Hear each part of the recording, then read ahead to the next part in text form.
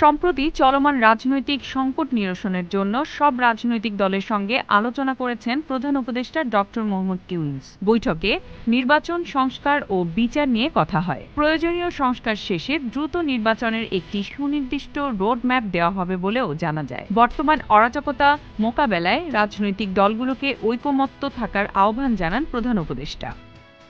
এ সময় একটি অবাধ সুষ্ঠু নির্বাচনের জন্য প্রয়োজনীয় সংস্কার শেষ করে দ্রুত নির্বাচনের দাবি জানিয়েছেন রাজনৈতিক দলের নেতৃবৃন্দ। তাদের মতামতের প্রেক্ষিতে প্রধান উপদেষ্টা সব রাজনৈতিক দলের সাথে আলোচনা করেই নির্বাচনের তারিখ ঘোষণা করা হবে বলে জানিয়েছেন।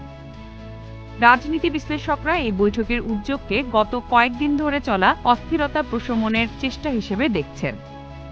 কিন্তু এবারও ভারতীয় মিডিয়াগুলো এই বৈঠককে নিয়ে নানা অপপ্রচার চালাচ্ছে। ২৪ জুলাই গণঅভ্যুত্থানে ফ্যাসিস্ট হাসিনা নারকীয় হত্যাযজ্ঞ চালিয়ে চোরের মতো দেশ ছেড়ে পালিয়েছে।